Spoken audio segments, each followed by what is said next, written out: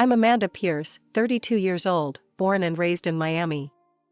My life revolves around gems and jewelry, just like my parents and grandparents did. Pierce Gems, our family's boutique jewelry store, sits pretty in Miami's fancy shopping district. It's not just a store, it's my whole world. Growing up, I spent more time in the workshop than I did in playgrounds.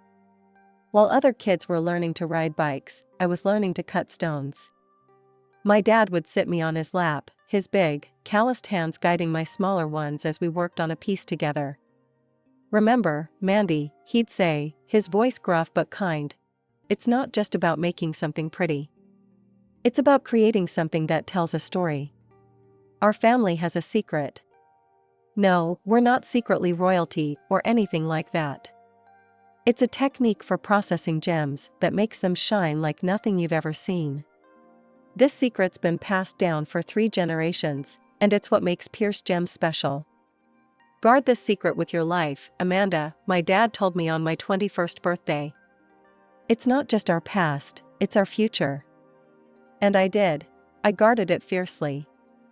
It was my responsibility, my burden, and my ticket to success in a world that often didn't take a young woman seriously. Pierce Gems wasn't just successful, it was thriving. We had a loyal clientele who appreciated the unique brilliance of our pieces. Other jewelers tried to figure out our secret, but none came close. The Gemstone Society's annual gala was always a glitzy affair, but that year, it felt different. Maybe it was the champagne, or maybe it was the way my new emerald dress hugged my curves, but I felt electric that night. I made my way through the crowd, nodding at familiar faces and exchanging pleasantries. The room was a sea of designer gowns and tailored suits, everyone dripping in jewels that probably cost more than my first car. "Amanda, darling, you look fabulous," gushed Marjorie, one of our regular clients. She grabbed my hands, her eyes zeroing in on the ring I was wearing. "Is this one of your new pieces? It's stunning." I smiled, feeling a surge of pride. "Just finished it last week. It's part of our new Midnight Sky collection." "I simply must have one," Marjorie declared. "I'll stop by the shop next week." As she fluttered off to gossip with her friends, I felt a tap on my shoulder. I turned around and found myself face to face with the most captivating pair of blue eyes I'd ever seen. "Excuse me," said the owner of those eyes, flashing a smile that could melt ice. I couldn't help but overhear. "You're Amanda Pierce, aren't you?" I nodded, suddenly feeling tongue-tied. "That's me. And you are?" "Jason Randfield," he replied, extending his hand. "It's a pleasure to finally meet you. I've heard great things about your work." Randfield. The name hit me like a ton of bricks. The Randfields were jewelry royalty, owners of one of the largest jewelry empires in the country. And here was their heir, talking to me like I was the most interesting person in the room. "The pleasure's all mine," I managed to say, shaking his hand. I didn't realize the Randfields would be here tonight. Jason laughed, a rich, warm sound that made me feel like we were sharing an inside joke. "We usually skip these events, but I insisted on coming this year. I've been following your work, Amanda. You're making waves in the industry." I felt a blush creep up my cheeks. "That's very kind of you to say." "It's the truth," he said, his eyes twinkling. "In fact, I was hoping we could discuss a potential collaboration. How about dinner next week?" My heart skipped a beat. A collaboration with the Randfields could take Pierce Gems to the next level. But a small voice in the back of my head whispered a warning. The Randfields were our biggest competitors. Could they be trusted? I pushed the thought aside. This was business, nothing more. "Dinner sounds great," I heard myself say. Jason's smile widened. "Excellent. I'll have my assistant set it up." He glanced over my shoulder and frowned slightly. "I'm afraid I have to mingle, but I'm looking forward to our dinner, Amanda." As he walked away, I felt like I was floating. Jason Randfield had sought me out. Me, Amanda Pierce, the girl who spent more time with gems than people. The rest of the night passed in a blur. I danced, I laughed, I networked. But my mind kept drifting back to those blue eyes and that dazzling smile. Jason had chosen a trendy restaurant in South Beach, the kind of place where the who's who of Miami came to see and be seen. As I walked in, I spotted him immediately, looking impossibly handsome in a tailored suit. He stood up as I approached, his eyes lighting up. "Amanda," he said, taking my hand. "You look stunning." I felt a flutter in my stomach, but pushed it down. "Thank you, Jason. You clean up pretty well yourself." As we sipped our wine, the conversation flowed easily. We talked about our shared passion for jewelry, swapping stories about difficult clients and challenging designs. I found myself relaxing, drawn in by Jason's wit and charm. "So," I said, as our main courses arrived. "You mentioned a potential collaboration at the gala. What did you have in mind?" Jason leaned forward, his eyes sparkling with excitement. "I've been following your work for a while now, Amanda. The way you bring out the brilliance in gems, it's unlike anything I've seen before. I think a partnership between Pierce Gems and Randfield Jewelry could revolutionize the industry." I raised an eyebrow. "That's a bold statement. How exactly would this partnership work?" "We have the resources and the reach," Jason explained. "You have the skill and the innovation. Together, we could create a line that combines the best of both our worlds." It sounded tempting, I had to admit. But years of protecting our family secret made me cautious. "And what about our individual techniques? Our trade secrets?" Jason held up his hands. "Those would remain separate, of course. This would be about combining our strengths, not revealing our secrets." I nodded slowly, turning the idea over in my mind. "It's an interesting proposition. I'd need to think about it, discuss it with my team." "Of course," Jason said, his smile understanding. "Take all the time you need. I'm not going anywhere." As dinner progressed, our conversation drifted from business to more personal topics. Jason told me about growing up in the shadow of the Randfield Empire, the pressure to live up to his family name. I found myself opening up about my own experiences, the weight of carrying on the Pierce legacy. Before I knew it, we were seeing each other regularly. Jason swept me off my feet with grand gestures and intimate moments. One weekend, he surprised me with a spontaneous trip to the Bahamas.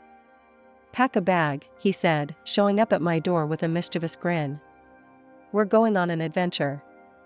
I hesitated, thinking about the orders I needed to fill. "Jason, I can't just leave. I have work." He silenced me with a kiss.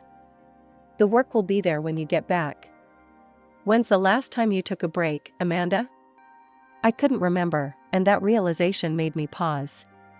Maybe he was right. Maybe I did need a break. The Bahamas were like a dream. We spent our days lounging on pristine beaches, snorkeling in crystal clear waters, and our nights dancing under the stars. It was intoxicating, being the center of Jason's attention. Back in Miami, our relationship continued to blossom. Jason would surprise me with rare orchids flown in from Thailand, their delicate petals reminding me of his thoughtfulness. We'd spend evenings at fancy restaurants or quiet nights in, talking for hours about everything and nothing. But it wasn't all smooth sailing. The first time Jason took me to meet his parents, I felt like I'd stepped into a lion's den. Vivian Randfield, Jason's mother, looked me up and down with barely concealed disdain. "So, you're the little jeweler Jason's been spending so much time with," she said, her voice dripping with false sweetness. I straightened my spine, meeting her gaze. "That's right. Amanda Pierce of Pierce Gems. It's a pleasure to meet you, Mrs. Randfield." Robert Randfield, Jason's father, was a bit warmer, but I could see the calculation in his eyes. "Pierce Gems," he mused. "You've been making quite a name for yourselves lately. Impressive for such a small operation." The dinner was a minefield of backhanded compliments and thinly veiled insults. At one point, Vivian accidentally spilled her red wine on my dress. "Oh, I'm so sorry," she exclaimed, not sounding sorry at all. I suppose your hands must be too rough from all that manual labor to hold delicate glassware properly. I plastered on a smile even as I seethed inside. No worries, Mrs. Randfield. Accidents happen. Jason squeezed my hand under the table, a silent show of support. Later, as he drove me home, he apologized profusely. I'm so sorry about my parents, he said, his knuckles white on the steering wheel. They can be difficult. I sighed, looking out at the Miami skyline. It's okay. I'm sure they're just protective of you. Jason shook his head. It's not okay. You're important to me, Amanda. They need to accept that. His words warmed my heart, pushing away the lingering chill from his parents' cold reception. As weeks turned into months, I found myself falling harder for Jason. He was everything I'd never known I wanted, charming, worldly, and seemingly head over heels for me. For the first time in my life, I felt truly seen and appreciated for more than just my craft. We'd been dating for about 8 months when he surprised me with a trip to Paris. Pack your bags, darling, he said, his eyes twinkling with excitement. We're off to the city of love. And so I found myself in Paris, strolling hand in hand with Jason along the Seine, marveling at the architecture, and indulging in decadent French cuisine. It was like a dream.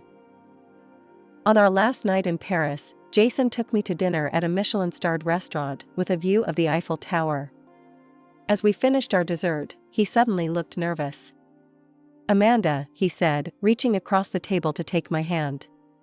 These past months have been the happiest of my life. I can't imagine my life without you. He stood up, and to my shock, got down on one knee beside our table. The other diners gasped and turned to watch. Amanda Pierce, Jason said, pulling out a small velvet box. Will you marry me? I stared at the ring in shock. It was beautiful, but a small part of me couldn't help but notice that it paled in comparison to my own creations. I pushed that thought aside, focusing instead on the man kneeling before me, his eyes full of hope and love. Yes, I heard myself say. Yes, I'll marry you. When we returned to Miami, reality came crashing back. Jason's parents insisted on throwing us an engagement party, and I found myself thrust into a world of high society that I'd only ever observed from the outside. The party was a lavish affair at the Randfield mansion.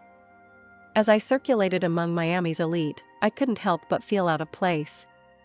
These people lived in a different world than I did, a world of old money and ingrained privilege.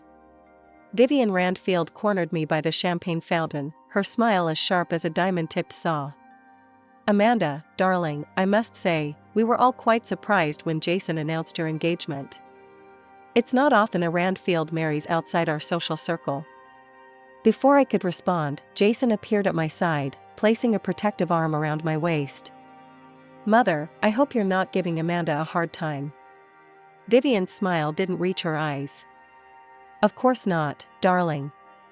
I was just welcoming Amanda to the family. Later that night, as Jason and I slow danced under the crystal chandeliers, he leaned in close. I have an idea, he whispered. Why don't you make a special piece for my mother? As a peace offering. Show her what you can do. I hesitated. The Pierce family secret wasn't something I shared lightly, even with my fiancé. But maybe Jason was right. Maybe this could be a way to bridge the gap between our two worlds. The weeks following our engagement were a whirlwind of wedding planning. I threw myself into creating the perfect necklace for Vivian, hoping it would be the olive branch that could finally win her over. I spent countless hours in my workshop, pouring my heart and soul into the piece. I used rare pink diamonds and a flawless blue sapphire from my father's private collection. It was to be my masterpiece, a testament to my skill and the Pierce family secret. One evening, as I was putting the finishing touches on the clasp, Jason stopped by the workshop. His eyes widened. Amanda, it's incredible. I've never seen anything like it. I felt a surge of pride. Do you think your mother will like it? Jason nodded, his eyes still fixed on the necklace. She'd be a fool not to. The way it catches the light, it's almost otherworldly. I smiled, pleased with his reaction. That's the Pierce touch. The next week, I was at the Randfield mansion for another wedding planning session. Suddenly, I heard raised voices coming from down the hall. I slipped out of the room and followed the sound of the voices. As I got closer, I could make out what they were saying. "You're being ridiculous, Jason," came Robert's deep voice. "This marriage is a golden opportunity. Don't tell me you're getting cold feet now." "It's not like that," Jason protested. But nothing," Vivian's shrill voice cut in. "You've done well, darling. She's eating out of the palm of your hand. Soon, we'll have everything we need." I edged closer to the partially open door, my heart pounding in my chest. Through the crack, I could see Jason pacing back and forth, sipping wine from a glass. "You should see how eagerly she's making that necklace," he said, and I felt my world tilt on its axis. "She has no idea she's handing over the keys to her entire legacy." Vivian's laugh pierced the air like a knife. "And to think, we almost objected to you marrying that little nobody. I must say, Jason, your acting skills have improved tremendously. She actually believes you love her." I stumbled back, my hand flying to my mouth to stifle a gasp. This couldn't be happening. It had to be a mistake. But Robert's next words shattered any lingering doubt.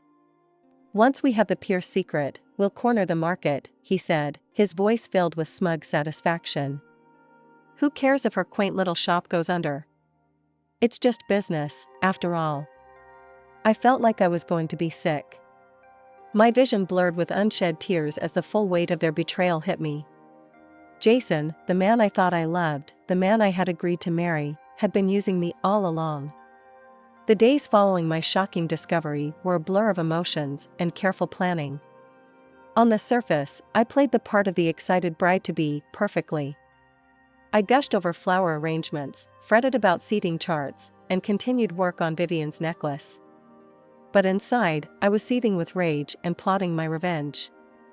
"How's the necklace coming along, darling?" Jason asked one evening, wrapping his arms around me from behind as I worked in my studio. I fought the urge to flinch away from his touch. "Almost done," I replied, forcing a smile. "Your mother is going to love it." Late into the night, after Jason had gone home, I began creating a new collection. Each piece was a work of art, telling the story of betrayal through intricate designs and carefully chosen gems. But jewelry wasn't my only focus. One day, I broke into Jason's home computer and downloaded all the files I could find.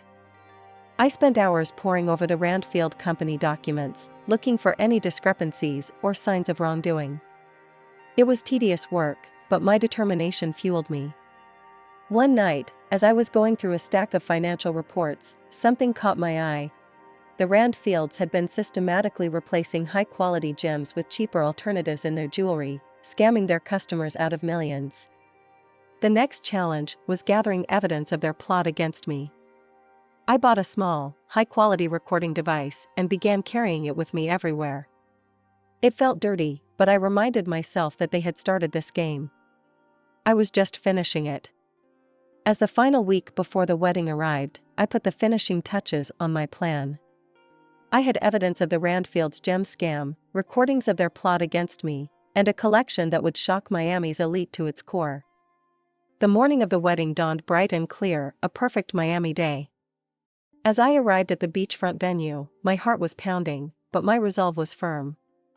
I clutched my velvet-lined case, containing my new collection and all the evidence I'd gathered, like a lifeline. "Amanda, there you are." Jason's best man, Mark, called out as I entered. "Everyone's been looking for you. Are you ready?" I gave him a tight smile. "More ready than you know." As I was ushered into a private room to wait, I could hear the murmur of guests arriving outside. Miami's elite, all gathered to witness what they thought would be the society wedding of the year. If only they knew. The wedding march began to play, and I started my walk down the aisle. Faces turned to watch me, smiling and expectant. I saw Vivian and Robert in the front row, looking smug and satisfied. Jason waited at the altar, beaming at me. But as I reached the altar, instead of taking Jason's hand, I turned to face the assembled guests. "I'm afraid there won't be a wedding today," I announced, my voice clear and strong. Gasps echoed through the crowd. Jason's face contorted in confusion. "Amanda, what are you doing?" I ignored him, addressing the guests instead. "Instead, I'll be unveiling my newest collection, The Art of Betrayal." With that, I opened my case and began to pull out the pieces one by one, explaining the symbolism behind each one. The snake bracelet, representing deceit. The shattered diamond ring, symbolizing broken trust. The color-changing teardrop earrings, reflecting the shifting nature of lies. As I spoke, I saw understanding and horror dawn on the Randfields' faces. But I wasn't done yet. "And for the grand finale," I said, pulling out Vivian's necklace, "a special commission with a hidden message." I held it up to the light, revealing the word liar spelled out in pink diamonds. The crowd gasped again, this time in a mix of shock and admiration. "Amanda, stop this nonsense right now," Robert Randfield bellowed, his face red with anger. But I was beyond stopping. I pulled out the documents I'd gathered, the recordings I'd made. "The Randfields aren't just liars in love," I announced. "They're liars in business too." I proceeded to lay out the evidence of their gem scam, playing recordings of their plot against me and Pierce Gems. With each revelation, the crowd's murmurs grew louder, shocked faces turning to the Randfields for explanation. "This is preposterous," Vivian shrieked, but her voice was shaking. As security began to escort the sputtering Randfields out, I addressed the crowd one final time. "I stand before you not as a bride, but as a businesswoman protecting her legacy. Pierce Gems will continue to create beauty and brilliance, without compromising our integrity." The aftermath was chaos. Reporters who had come to cover a society wedding found themselves with a much bigger story. Photos of my triumphant face and stunning jewelry splashed across social media and magazines worldwide. In the days following what the press dubbed the wedding that wasn't, my life became a whirlwind of interviews, legal meetings, and damage control. The story had exploded beyond Miami, capturing national attention. My phone rang nonstop with calls from reporters, industry insiders, and even a few Hollywood producers interested in my story. I sat in my workshop, surrounded by half-finished pieces and stacks of newspapers, all featuring my face on the front page. The headlines ranged from "Jewel of Deception," "Heiress Exposes $1 Million Scam," to "Love, Lies, and Luxury, the Pierce Randfield Saga." The Randfield empire crumbled under the weight of the scandal, with multiple lawsuits filed against them. My best friend and now lawyer, Sarah, burst through the door, her arms full of more newspapers and legal documents. "Amanda," she said, dropping everything on my workbench. "We need to talk strategy. The press is having a field day, and we've got at least a dozen interview requests." Over the next few weeks, I carefully chose which interviews to give. I spoke about the importance of transparency in the jewelry business, the need for stricter regulations, and my vision for a more ethical industry. As the weeks turned into months, the media frenzy began to die down, but my resolve only grew stronger. I channeled my energy into Pierce Gems, pushing myself to create more innovative designs while maintaining our commitment to ethical sourcing. One evening, as I was locking up the shop, a woman approached me.